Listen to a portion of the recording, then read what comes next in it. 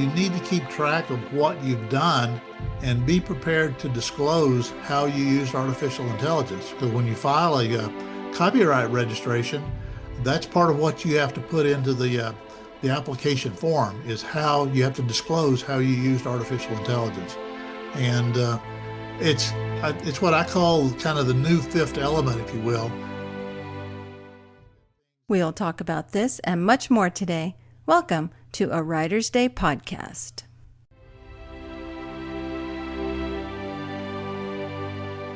Hey everyone, welcome back to Writer's Day podcast. My name is Ruth Douthit. Thanks for joining me today.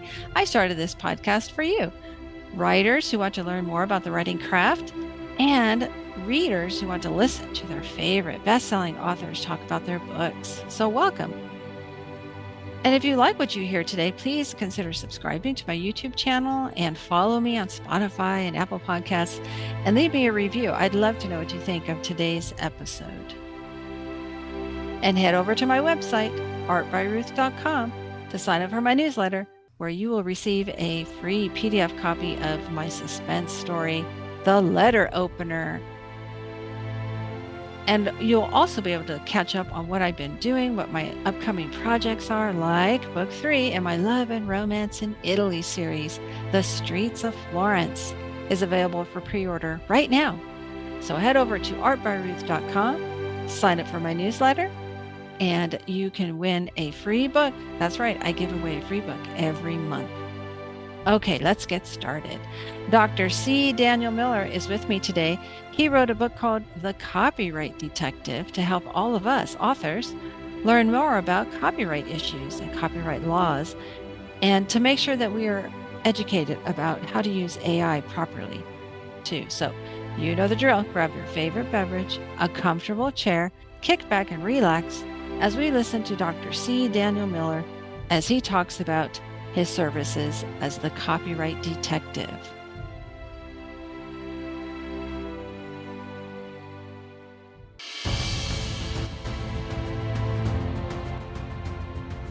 Hey everyone, welcome back to Writer's Day. I'm super excited to introduce Dan Miller, the copyright detective, who's here to talk about all things copyright. Welcome, Dan. Well, thanks for having me. Yeah, this is interesting because I'm an independent author, so copyright issues matter to me. And I know a lot of my listeners are authors or are trying to become authors. So I feel like this is a very important topic for us to discuss. And that's why I'm glad that we're chatting today. But why don't we start off by having you tell us about yourself and how you got into copyright laws and everything.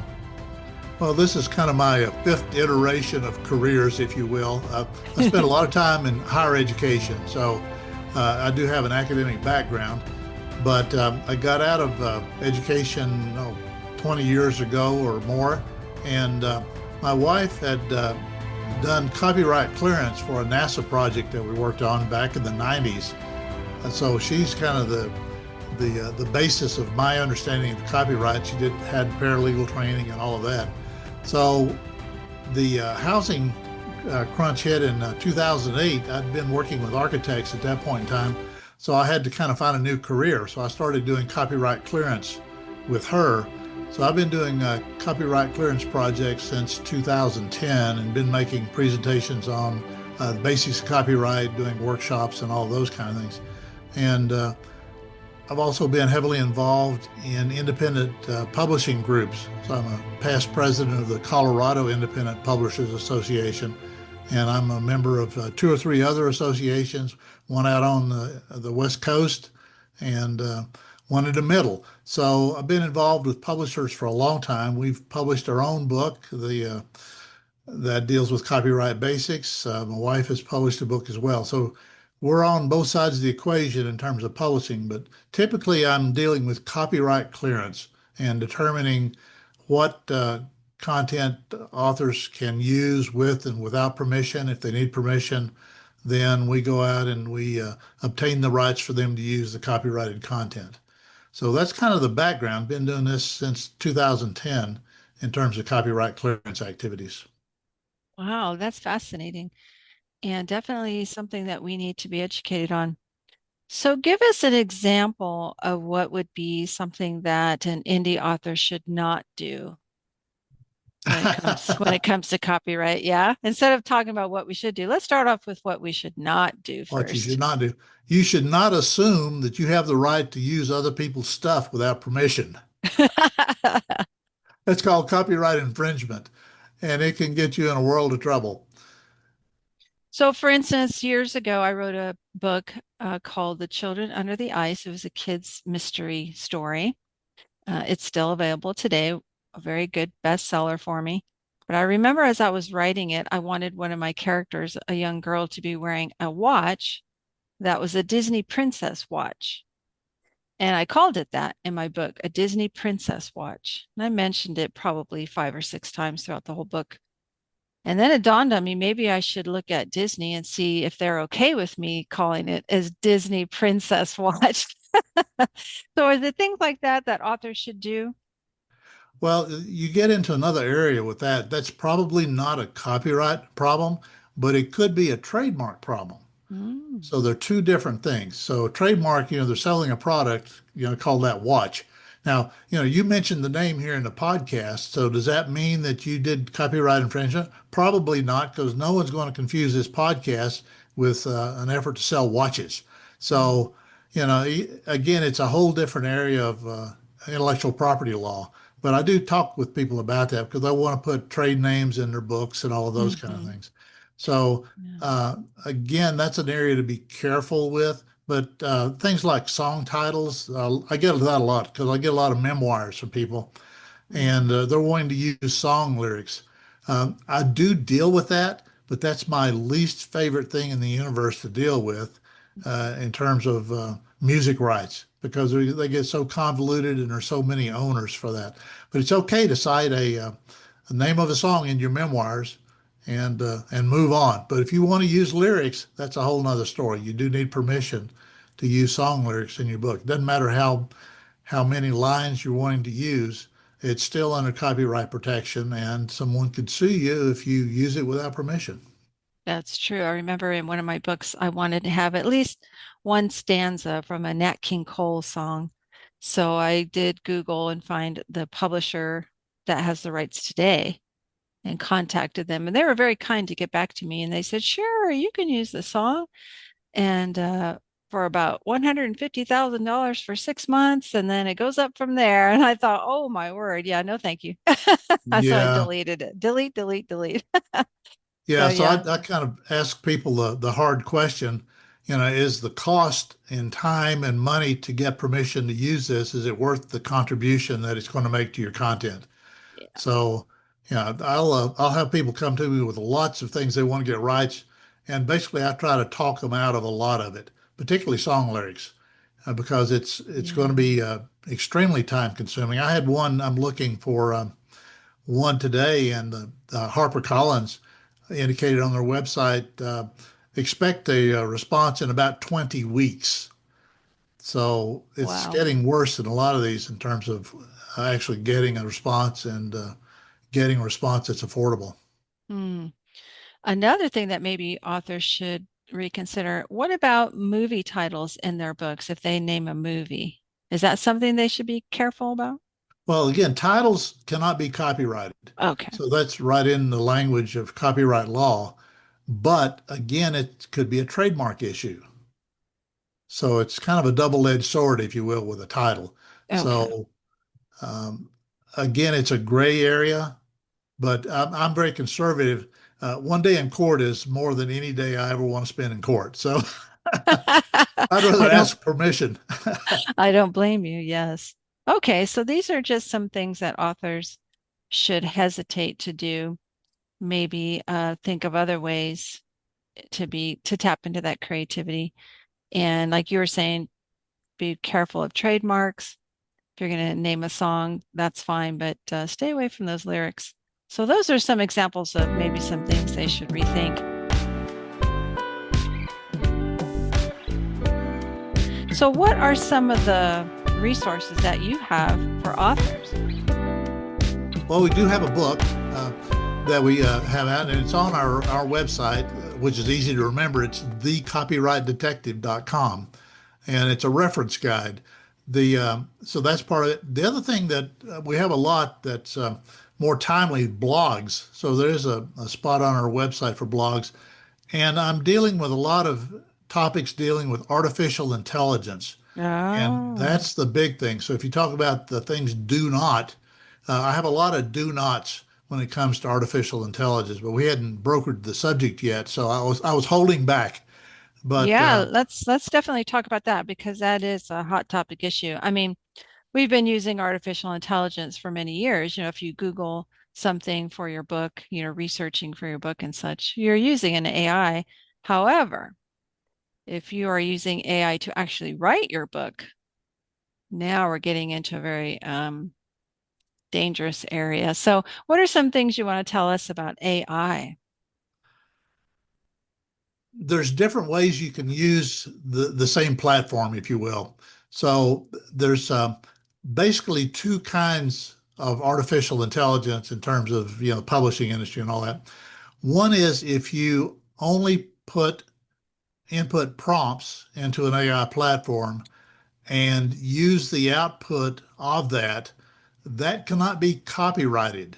So that's right in the language, and there are court cases going on now about that because the machine created it. All you did was put in a prompt. There's not enough creativity uh, to for the human being in that regard. On the other hand, if you start with something that you write and then you use AI to tweak it, starting with as simple as a spell checker and then going into grammar checkers and those kind of things. So if you think about the two extremes where you write something and then you tweak it with AI, being on the copyrightable side of the equation, but if AI generates it, it's not copyrightable. Now, I get this with images. People want to use images that AI generated for their book covers, and then they want to know if their book cover is copyrightable. Well, if the machine created it, not a human being, it's not copyrightable. So just be aware of that. And if you use AI in any way, shape, or form to create your book, you need to keep track of what you've done and be prepared to disclose how you used artificial intelligence. Because when you file a copyright registration, that's part of what you have to put into the application form is how you have to disclose how you used artificial intelligence. And it's it's what I call kind of the new fifth element, if you will. There have always been things that are not copyrightable, and they make perfect sense. So if you used content from the public domain, for example, you can do that without permission. That's fine. You should give attribution, otherwise, that's plagiarism. But let's say you use public domain content, you simply disclose that when you apply for copyright. Now, it's the same thing with AI. That's the new piece. You have to disclose that. Now, the rest of your work is still copyrightable. It's just that piece is not copyright protected because you didn't create it. The machine Mm. created it. And one of the do's to do, we were talking about things not to do. One of the things to do to give yourself the maximum protection is to submit an application for copyright registration within 3 months of the publication date. And if you do that, then you will have the potential of the maximum award of damages, if you will, statutory damages. So it could be as much as $150,000 plus they have to reimburse your legal expenses for that. So there's some serious teeth in the statutory damages piece. So if the audience doesn't remember anything else, remember to file your application within 3 months. You cannot bring a lawsuit until you actually get the certificate of registration, but they'll start the clock the moment that you submit the application. So that's a big to do is to apply for copyright registration. Okay. So that is one of the services that you do. What are some of the other services that you help authors with? Well, first of all, it's just consulting on copyright. So general questions like what you get. I get a lot of those off the contact us. I'll get queries all the time. I'm doing this, that, can I do that? A lot of those still deal with fair use. and they'll say, Mm. oh, I want to use, two lines from a Beatles song in the preface of my book. That's okay, right? I'm sure the Beatles would like to, would like to have uh, the free publicity. No, they want to have a check. So, I do answer general questions, but I do a lot of presentations. So once I've started on this whole AI thing, I've done 7 podcasts and 7 presentations to different groups since the middle of February. So there's a lot of questions that people didn't even know to ask when Mm. AI hit. And I see you're looking on my website there. Hmm. You're looking at our blogs. Um, so part of it is trying to help people get up to speed with this whole piece with the AI piece in copyright, and then track new developments. So, for example, I'm following 40 court cases in the United States right now where AI platforms have been sued for copyright infringement. So, the courts are shaping how all this is going to fall out in terms of what AI can do and can't do. So, the thing is, she asked me what services we provide. Certainly the consulting piece. You're looking on our website. If you go to the homepage, there's a whole list of services there and nice little bullet points. There we go. Scroll on down.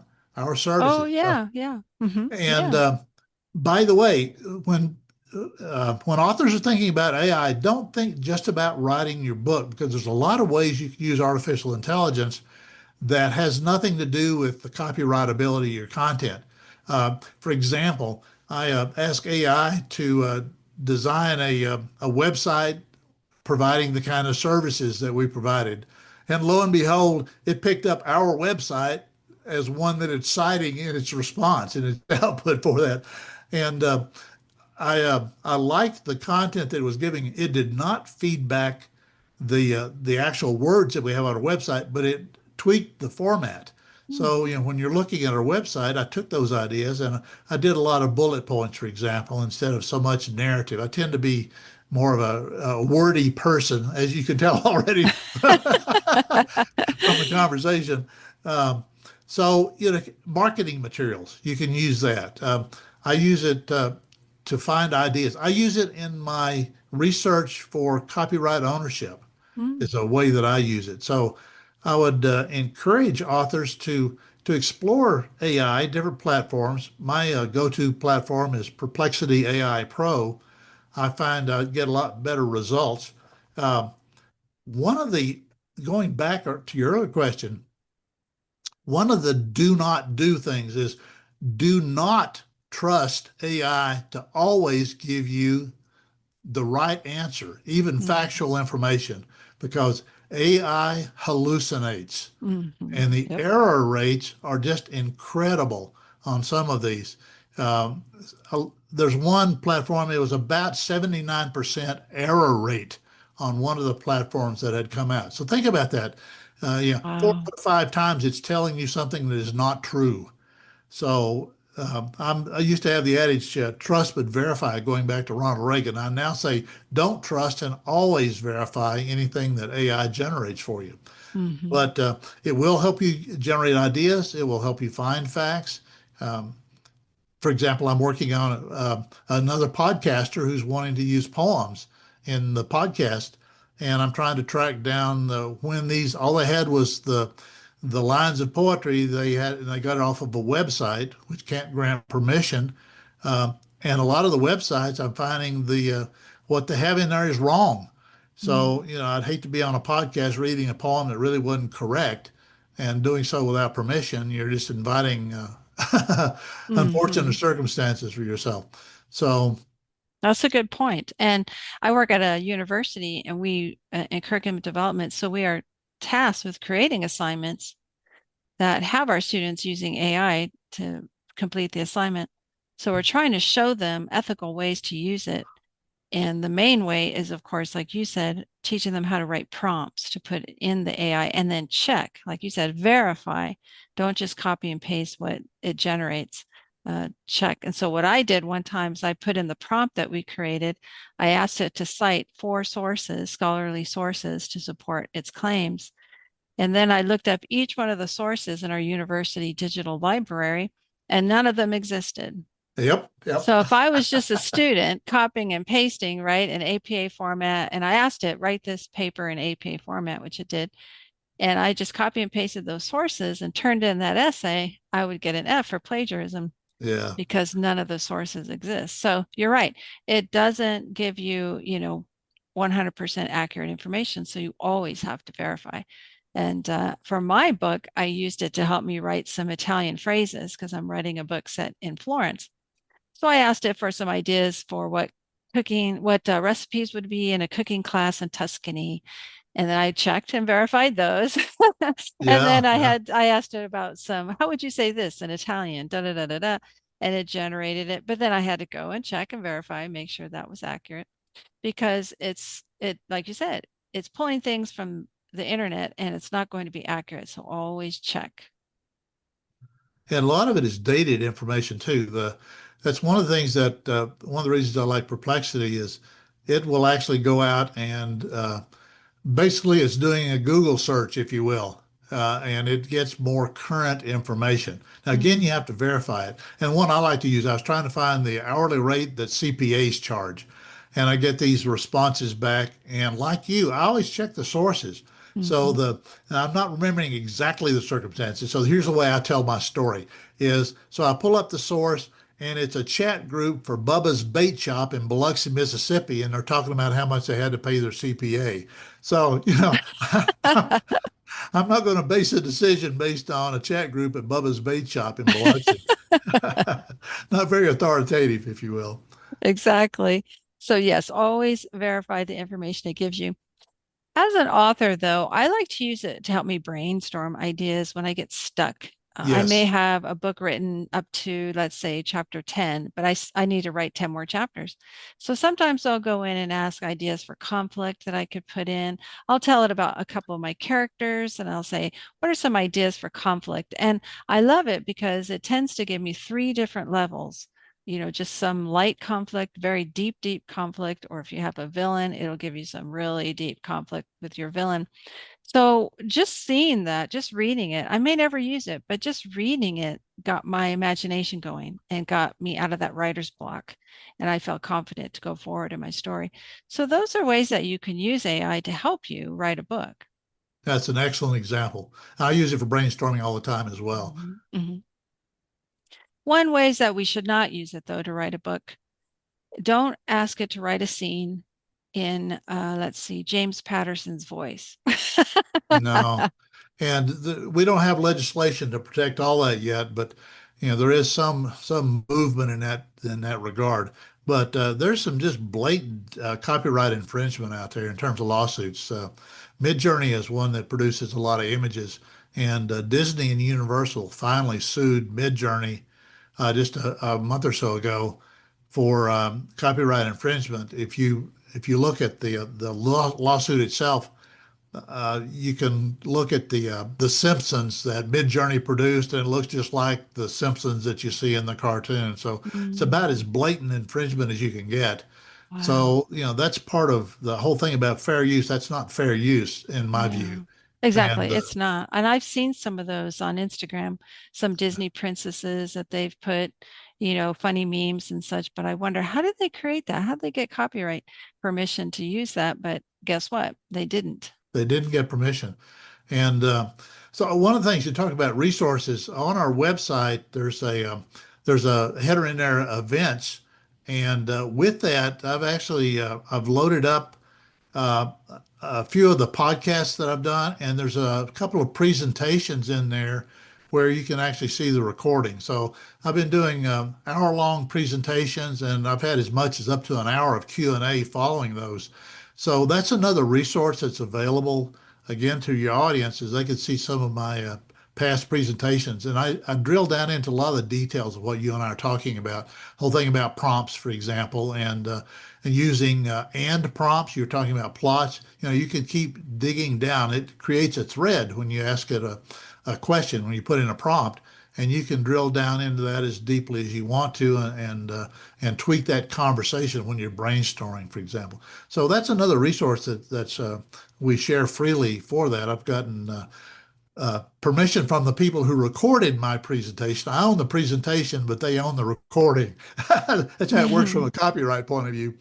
But that's something else that your viewers would like to have a look at. And then if they have a question after watching one of my presentations or podcasts, send me a note. Just hit the contact us form and tell me you had whatever you're interested in pursuing, and I'll get back as quickly as I can with that. Because I'm always interested in talking to people who are trying to make this stuff work. Sure, absolutely. Yes, it's an excellent website to head over to thecopyrightdetective.com, look at the events. He has a lot of different recordings for you to look at and a lot of resources too. So what's coming next for Dan Miller at the Copyright Detective? Well, I have two more presentations that are queued up already. I have one in September. I've already got one into January of next year. So that's the immediate. The other thing that I've been trying to sort out is how to revise our textbook, Copyright Clearance for Creatives, and put an AI component. The problem is AI is changing so rapidly. If I were to write a chapter today, tomorrow I'd have to tweak it again. So yeah, I've been playing with that idea of how much to revise our existing guidelines on copyright and creating a brand new one. So that's why I started with blogs as a way to try to bring the most relevant information.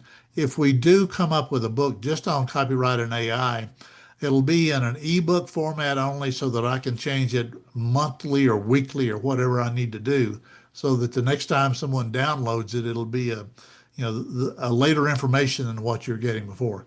But Yeah. it's the wild, wild west in terms of artificial intelligence. That's right. I always tell authors, I know you may hate it and you have vowed that you'll never use it, but it's here to stay. So you may as well get used to using it in the ethical way, learn more about it. And you're right. Once those lawsuits are settled, AI is going to change even more. So you're right. I can see why putting a chapter in your book would be an act of futility. Or maybe you could just say, Chapter 10 AI, see my website. Yeah. So I've been trying to sort that out for months, but it's a tool, and Mhm. Yeah, it's just not a like any crutch. tool, Yeah, it can be used and abused. But exactly. Yeah, I mean, you could use a screwdriver to hammer a nail in, but it's better to use a hammer for that, right? But usually, yes. yeah, it's a tool, but it's not a crutch. That's the thing. It could become a crutch, so be careful out there, writers. Make sure you're just using it as a tool. I often ask it to help me with synonyms, and I ask because my editor is really good at pointing out repeated phrases that I use all the time. So I'll ask it, what's a better way of saying this? And then I'll type in my repeated phrase, things like that to help you get out of a rut or something, help you brainstorm, outline, things like that. But don't use it. Please don't use it to just write your book. That's not a good way to go. No, and you won't have any protection if AI generates it. The machine does not own any rights, but neither do you. So that's the thing about it. You've done the marginal work, but you can't protect it because you don't really own it. Good point. Well, thank you so much, Dan Miller, for coming on A Writer's Day. And folks, head over to thecopyrightdetective.com today. He has plenty of resources. His blog is amazing. It's full of all these articles about AI, so educate yourself. And thank you, Dan, for joining me today. This has been very educational. I really appreciate it. We'll have to do it again real soon. Well, we need to follow up in a few months because AI will have changed again. That was so fascinating to listen to Dan Miller talk about his website, thecopyrightdetective.com, all things copyright, the resources that he has. Wow. Be sure and head over to his website and read those blog posts about AI. It's amazing. And it really is important for us to be educated on how to use AI and how not to use AI and all the different copyright issues that are out there too, so that we're protected. And so that's why I wanted Dan to come onto the podcast today. I hope that you've enjoyed it. Being educated as authors is very important. As Dan said, it's always changing. Everything is changing. Copyright law, AI law, everything. So be educated about it. But don't let it, dissuade you from writing. Don't let it discourage you, okay, on your writing journey. Keep going forward always. no matter what. Use AI to help you as a tool, but don't use it as a crutch, okay? And thanks for listening today. Until next time, God bless.